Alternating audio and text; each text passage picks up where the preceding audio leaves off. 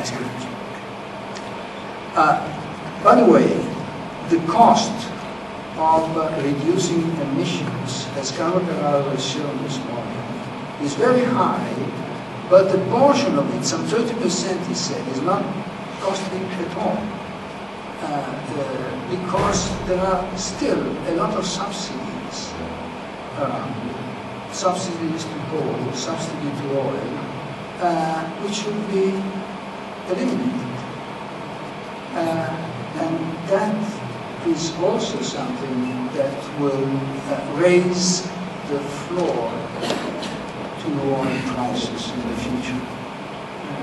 And I think that that is also part of the policies that have to be undertaken. Do away with perverse subsidies. I think they're still okay.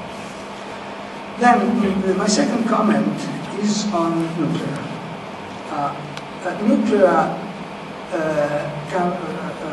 accounts for some 15% of generation of electricity worldwide. And the present comeback of nuclear in the political decisions in many countries provides a different scenario from the past. Because the past scenario was that nuclear is 15% and it's going down.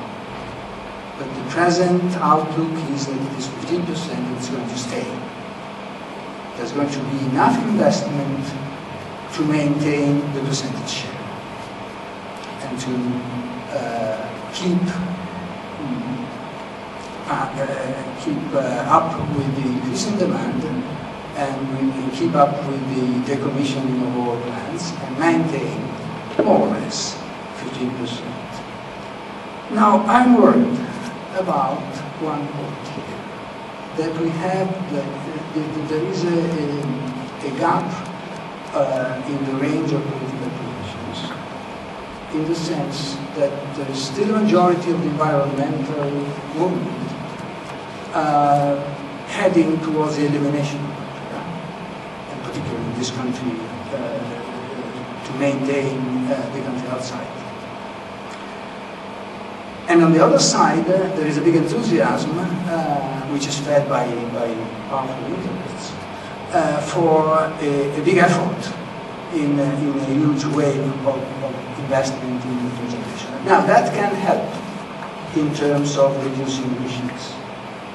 But I am worried at the risk of having not the few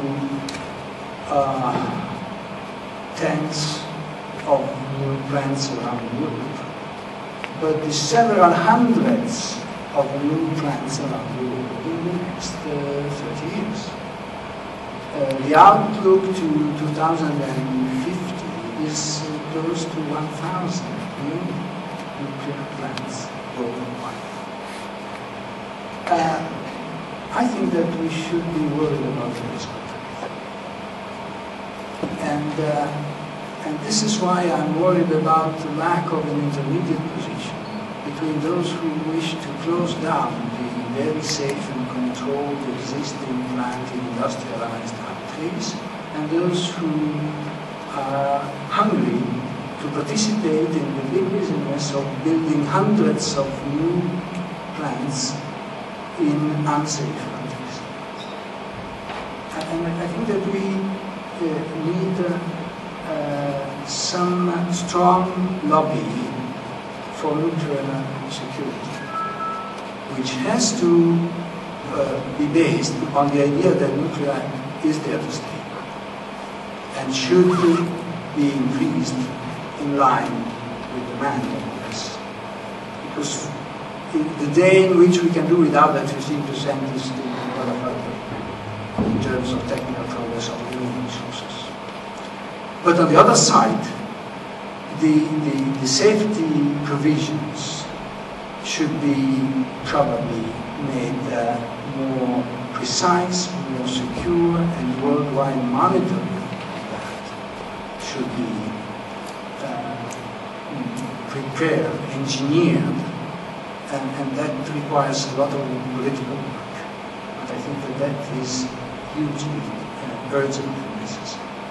My third and last comment is about the present issue around Europe. Is the 2020 program too ambitious?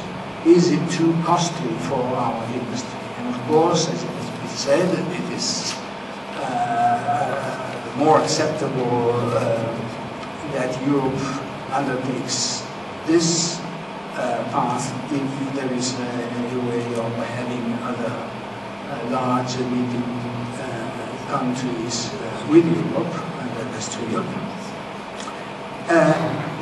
One point is that Europe has not decided, the Union has not yet decided whether the reduction of emissions should be undertaken with a large use of clean development mechanism or trading of certificates, or transfer of the burden to initiatives by European companies outside the borders of the Union, or not. And there are positions pro and con. Now, it seems to me that there is a case for having a rather large share of the program based on exports of clean technologies, exports of reduction of emission programs. But for theoretical reasons, because any economist will underline that it is more rational to use emission when it is less costly than when it is more costly. And I have not heard any argument against that in terms of economic rationality. But also in terms of easing the cost for the European system and throwing an interesting offer to countries who are risking to produce huge amount of new emissions, but still have a low level of per capita emissions, so that they are not ready to give up their development outlook. So some offer of help in reconciling development with the reduction of emissions might be a good argument for a really worldwide negotiation. And I think that should be undertaken. But again, it is not so easy as it looks. It requires a very serious mechanism of control. Because reducing emissions with respect of not what they are, but what they could be if we do not undertake a program, is very delicate, and it is a very easy way around the rule. It is a very easy way for illusion of the discipline.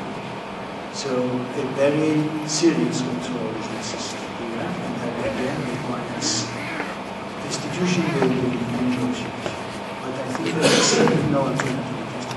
Thank you.